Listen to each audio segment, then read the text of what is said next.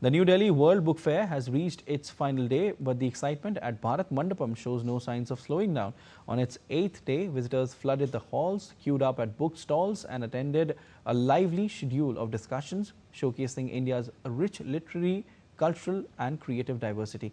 The New Delhi World Book Fair 2026, held from January 10th at Bharat Mandapam, New Delhi, featured free entry for the first time and highlighted themes like Indian military history, valor and wisdom at 75 with a dedicated pavilion and digital library.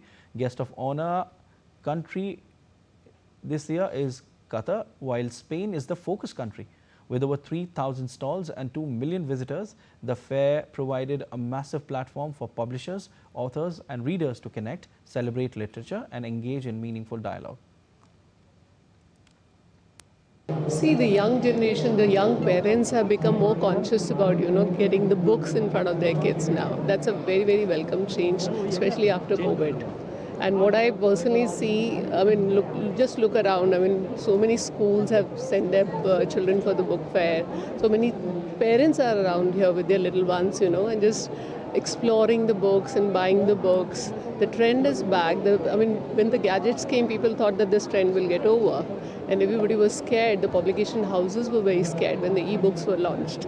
But today, if you see, we are back.